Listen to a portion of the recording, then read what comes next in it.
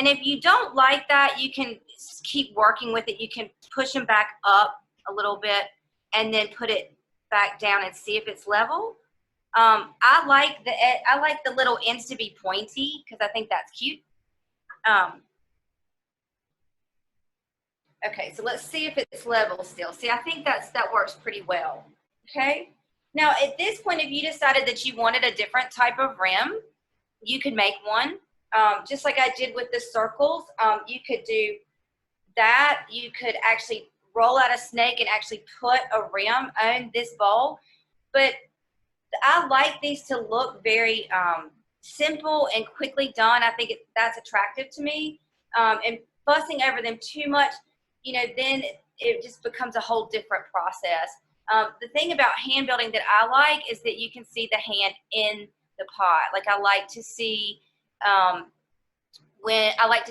the person's hand when they made it. And so I tend to let mine be a little bit rough, but if y'all want me to put a rim on this one, I can. Okay, I will. All right, so what I'm gonna do now is I'm gonna take my little, I think I showed this to y'all last time. This is just toothpicks that are stuck together with glue gun and dental floss. And I make these for myself because I like them better than the metal ones, and they're cheap and easy to make. So if you break one of your metal ones, you can always do this. So I'm just gonna score the edges here. And I'm gonna score, this is a little bit dry on the edge, so I'm gonna score a little bit more than I did before because it is a little bit drier there. Okay. And then I am gonna put some water there. Now, if you have slip at home, you can use slip. I don't have any white made up, and this is a white clay, so I'm just gonna use water, and that works just fine. Okay. And then a lot of times once, you may see a dog or two. They just busted in the studio.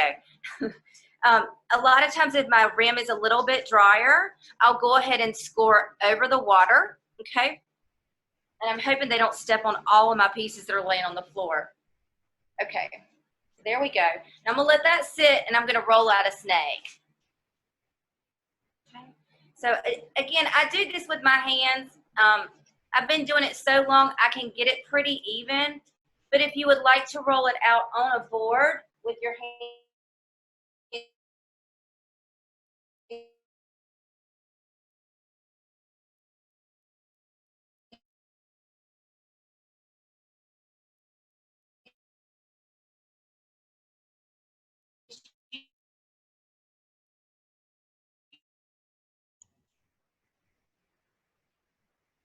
Hey, Leanne.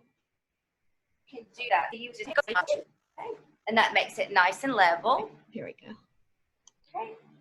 And then we're just going to start to place this on the edges. So I'm just going to start at one corner, and I'm just going to press this in, just like that. And you're going to want to be gentle with your bowl because you just put your feet on. If you do this at home and you want a rim, you could opt to put your feet on after you get the rim done, and then you don't have to be quite as careful. But I didn't have that forethought as I was going, so we're just going to do it just like this. Okay, and I'm losing, I don't have quite enough clay, so I'm just going to roll out a little bit more. Now, connecting these pieces, the two, where one snake ends and another begins, okay, you're just going to start on top of that. And I'll show you that up close. So you're just going to start on top of it, like that. And you're just going to press until you meet the other one. Okay, and then you're just going to pull the edge off. Now you have a seam there. And so you can just start to pull your finger down and just smooth that out. This clay is pretty wet. So you can get rid of that seam pretty easy. Okay, so now I've got what is a rim on there. See, now you can see a lot of my marks in that rim. And if you would like to leave it like that and show your handiwork, you can. Now, if you want to clean that up a little bit more and make it look a little bit more, I guess, professional, for lack of a better word, you can grab your sponge and start to work some of those finger marks out. Okay, so just a damp sponge. like this. And you can pretty much, if your clay is wet enough, you can pretty much get those fingerprints out and make it look pretty smooth and even. Okay. Now, if you don't like just that plain rim being on there, you can take your texture. So this was a toilet paper roll that I squished and made a kind of a butterfly wing out of. So I just squished it like that. So you can take your texture and you can extend it onto your rim like this. And you can just do it really fast. Again, I like these to look like they were quickly done because I think that's part of the fun of it. And you're just gonna press your texture in, okay? And so it looks like that. Y'all see that okay? Okay, so that's how you add that type of rim.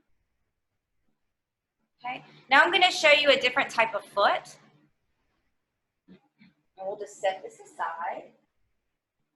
Now, let's see, I've got this little guy. This was a tennis racket. Excuse me, Leanne.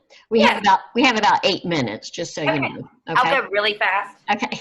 Okay, so I won't put a rim on this one. So this different type of foot, all I do is take a snake like this, and I'm just gonna turn him over. And I'm just gonna pinch this little snake like that. I wish I had a better camera for you guys. So you have a little flat snake here. And all you're gonna do is take both ends and you're just gonna start to roll them together. Like that. And then you're gonna squeeze. So you just squish it together. So it looks like that.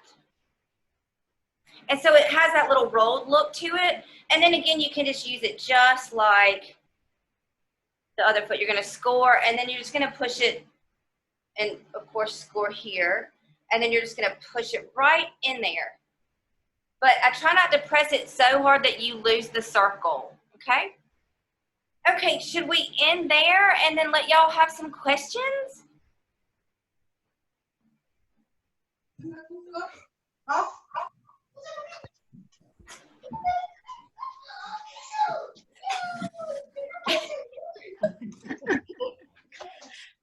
Hey. Norma. Melissa. Hi. Does anybody have a question? Hey, Leanne, what was the name of that little roller that you used? Oh, those were jade rollers. They're supposed to be for your face. Oh, To help the okay. saggy skin, but they're great for clay. Oh, I like them because I I like only have a when- little wooden pony roller. Yeah, these are great. Now, once they get wet, they do get a little sticky, so you may want to roll over a piece of fabric.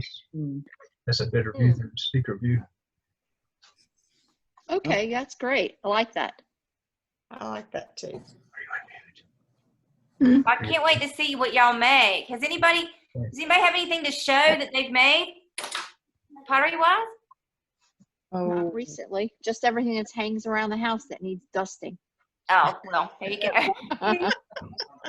Oh, Lori, hey. Hey, Lori. It's good to see people's faces. I can't see everybody at once. There you are. I know. I wish we could. Hi, Hey, Porter. Hey, Hey. Well, hey, Maru. Hi, Leanne. Hey, Mindy. Oh, wow, I get to see. Hey, Beth. I can see everybody now. Hey, Good to see everybody's faces. Hey, I have a question, Leanne. Sure.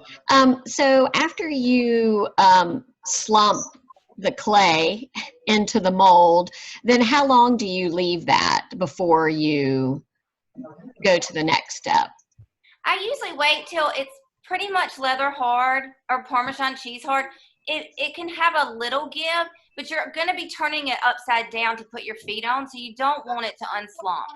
And Right. that can happen if it's too wet. So I would just give it, if you put it in front of the fan, I would give it 20 to 30 minutes. If you're just leaving it out, maybe 3 or 4 hours, depending on how wet your clay was to begin with. Okay, thank you. You're welcome. Did I see Porter get a show and share? Yeah, I'm not making bowls, but I've been making hose guards. And I started off making these little birds.